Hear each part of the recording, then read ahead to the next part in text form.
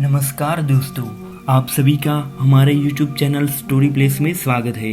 आज हम फिर से लेकर आए हैं एक और नई हिंदी मोरल कहानी। तो चलिए शुरू करते हैं। सुमित जैसे ही बेडरूम में आया तो उसने देखा कि उसकी पत्नी निशा किसी से फ़ोन पर हंस के बातें कर रही थी। पति को कमरे में आते हुए देखकर वह चुपचाप उठकर बालकनी में चली गई और काफ़ी देर तक वही खड़ी होकर बातें करती रही। सुमित बहुत जलजला उठा। आजकल दिशा बहुत बदली बदली हुई सी लग रही थी। वह ना तो उसके साथ प्यार भरी बातें करती थी, ना तो रात को खाना खाने के लिए देर रात तक उसका इंतज़ार करती थी, और ना ही बेडरूम में आने के बाद उसके साथ प्यार भरे पल बिताने की कोशिश करती थी। वह हमेशा अपने फ़ोन में ही लगी रहती थी। कभी कभी वो देर रात गए फ़ोन पर किसी से चैटिंग करती रहती थी, तो कभी कॉल आने पर उठकर एकांत में बात करने के लिए चली जाती थी। सुमित सच्चाई का पता लगाने के लिए झटपट कर रह गया।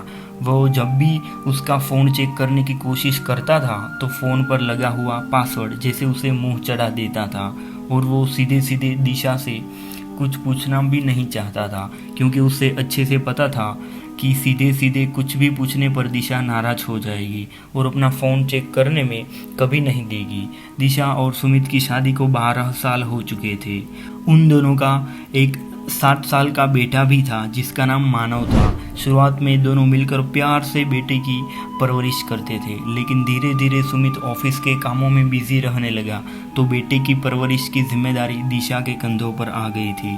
सुमित अपने किसी भी जिम्मेदारी को निभाने से पीछे नहीं हटता था। वह दिन भर ऑफिस में मेहनत करता था और रात में भी ओवर टाइम करता था। कभी कभी तो वह रात को घर भी लौट कर नहीं आता था। वो हमेशा दिशा से यही कहता था कि मैं इतनी मेहनत तुम दोनों के लिए तो कर रहा हूँ, तुम दोनों को जो भी चाहिए मैं ला कर दूंगा, घर में पैसों की दिक्कत कभी नहीं होने दूंगा।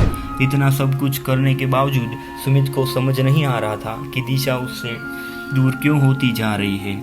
जब से दिशा ने उसके साथ ऐसा व्यवहार करना शुरू किया था तब सुमित एक अजीब सी चिंता से घिरा हुआ रहता था।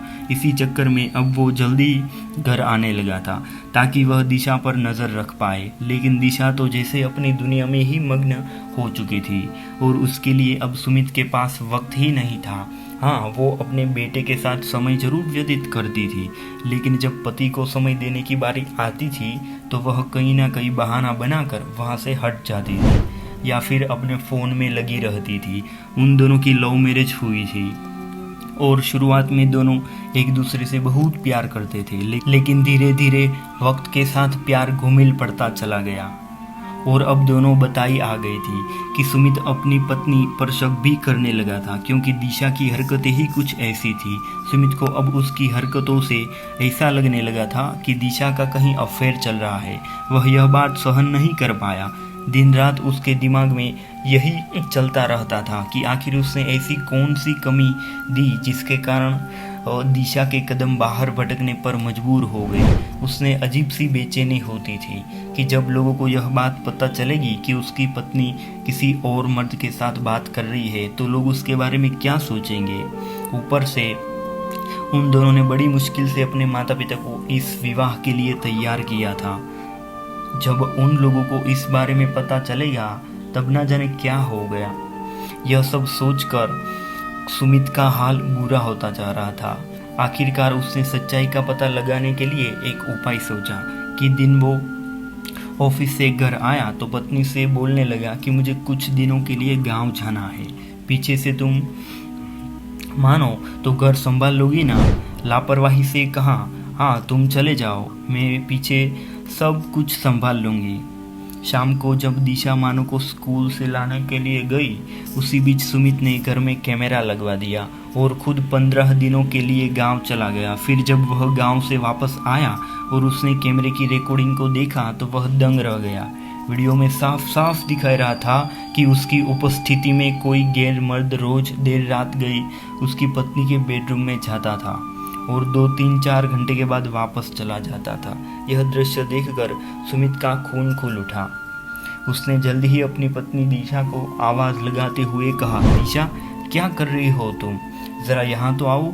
दिशा अपने फ़ोन में बेटे को पढ़ा रही थी और उसने खड़े हुए स्वर में बोला, अभी मैं मानव का होमवर्क कर रही हूँ, थोड़ी देर के बाद आती हूँ। सुमित गुस्से से चीखते हुए बोला, नहीं, तुम्हें अभी और इस वक्त आना होगा।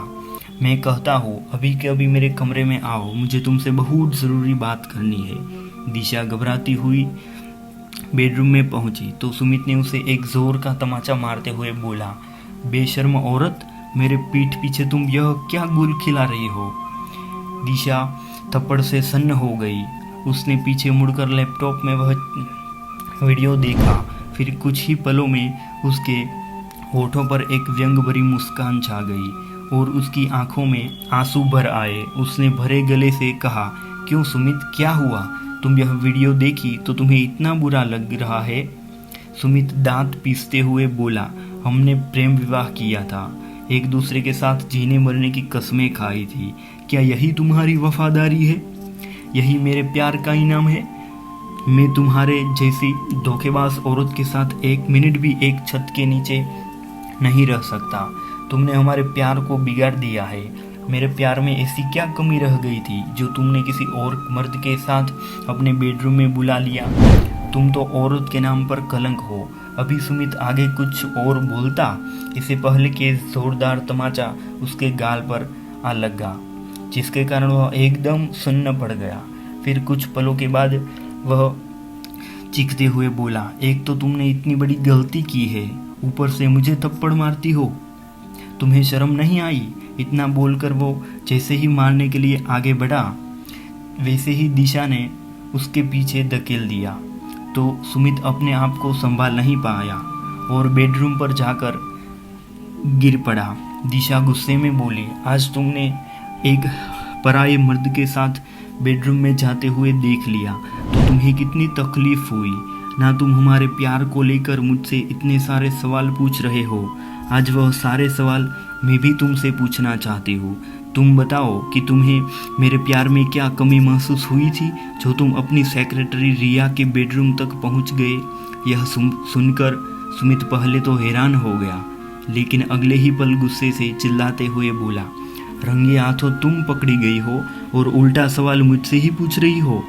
अपनी गलती छुपाने के लिए तुम मेरे नाम पर कलंक लगाने की कोशिश क्यों कर रही हो? तुम्हारा दिमाग खराब हो गया है क्या? दिशा गुस्से में बोली, मिस्टर सुमित, प्यार तो मैंने भी तुमसे बहुत किया था और मैं कभी सोच नहीं सकती थी कि तुम मेरे साथ ऐसा करोगे। मेरे पास भी तुम्हारे खिलाफ पक्के सबूत है। पिछले काफ़ी समय से तुम मुझे कुछ बदले बदले से लग रहे थे। पहले की तरह प्यार भरी बातें भी नहीं करते थे, रात भर घर से गायब रहते थे। तो मैंने एक प्राइवेट डिटेक्टिव को तुम्हारे पीछा करने का काम दिया था। उसने मुझे पक्के सबूत ला कर दिए, जिससे मुझे पता चला कि रिया के साथ तुम्हारा अफेयर चल रहा है। आज मुझे किसी और के साथ बेडरूम में देखकर तुम्हें जैसी तकलीफ हुई ना, वैसे ही मैं भी पड़ भी थी। बस तभी मैंने सोच लिया था कि अब मुझे तुम्हारे साथ रहना ही नहीं है। ऐसे इंसान के साथ क्या रहना जिसने प्रेम, भरोसा और हर वादा तोड़ कर रख दिया हो। कहते कहते दिशा का गला भर गया था। अब सुमित उसे नज़र नहीं मिला पा रहा था। निशा ने आगे कहा, वैसे तो मैंने खिलाफ तलाक के पेपर भी तैयार कर लिया है, लेकिन बस मैं तुम्हें वह दर्द देना चाहती थी जिस दर्द से मैं गुजरी थी। इसलिए मैंने जानबूझकर ऐसी एक्टिंग करनी शुरू कर दी जैसे मैं तुम पर ध्यान ही नहीं दे रही हो और कहीं और व्यस्त हो। मैं जानबूझकर तुम्हारे साथ किसी मर्द से हंसकर बातें करती थी। और तुम्हें क्या लगता है मुझे पता नहीं था कि तुमने घर में कैमरा लगवाया है? मुझे सब पता था, इसलिए मैं जानबूझकर अपनी सहेली के भाई को तुम्हारी अनुपस्थिति में घर बुलाया और उससे मदद मांगी ताकि तुम्हें भी सबक सिखा सकूं कि बेवफाई का दर्द क्या होता है। इतना बोलकर उसे अपनी अलमारी खोली और तलाक के पेपर निकालकर सुमित के मुंह पर फेंके और बोली, मुझे तुमसे तलाक चाहिए। अब जिंदगी में मुझे कभी अपनी शक्ल मत दिखाना। इतना बोलकर वो पैर पटकती हुई बाहर निकल गई और सुमित अपना सर पकड़कर बैठा रहा। वह खुद अपनी पत्नी से बेवफाई कर चुका था, लेकिन फिर भी जब उसे यह लगा कि उसकी पत्नी किसी और में व्यस्त है तो यह बात उससे सहन नहीं हुई। मगर दिशा ने भी उसे पलटकर चोट पहुंचाकर दिखा दिया कि इससे कितना दर्द होता है। जल्दी ही उन दोनों का तलाक हो गया। दिशा अपने बेटे के साथ एक नई जिंदगी की शुरुआत कर चुकी थी। 5 सालों के बाद उसके लिए एक अच्छा रिश्ता आया तो उसके माता पिता ने उसकी शादी करा दी। लेकिन सुमित अपने जीवन में अकेला ही रह गया क्योंकि कोई भी उसे अपनी बेटी देने को तैयार नहीं था। अब सुमित को भी बाहर की पटकन में सुकून नहीं मिलता था। उसे घर जाकर ना प्यार भरे शब्द मिलते थे और ना कोई परवाह मिलती थी। लेकिन उसने अपने जीवन के सच्चे प्यार के साथ ऐसा छल किया था तो उसे जीवन में सुकून भी कैसे मिल सकता था। वह अपनी आगे की जिंदगी अकेले ही व्यतीत करने लगा क्योंकि उसके माता पिता भी उसके अफेयर के बारे में जानने के बाद उसे सामान्य व्यवहार नहीं कर पाते थे। दोस्तों, अपने जीवन साथी के साथ छल करने से पहले एक बार यह जरूर सोचना चाहिए कि यदि उनके साथ भी उनका जीवन साथी ऐसे ही छल करे तब उन पर क्या बीतेगी। अगर हर व्यक्ति गलत रास्ते पर चलने से पहले यह बात सोच ले तो शायद रिश्तों में कभी भी दरार उत्पन्न नहीं होती और ना ही कोई अपने जीवन साथी के साथ बेवफाई करेगा। दोस्तों, आपको यह हमारी कहानी कैसी लगी कमेंट में ज़रूर बताना और साथ ही साथ इस वीडियो को लाइक और चैनल को सब्सक्राइब भी कर देना ताकि हमारा हर एक वीडियो आप तक पहुंच सके। धन्यवाद।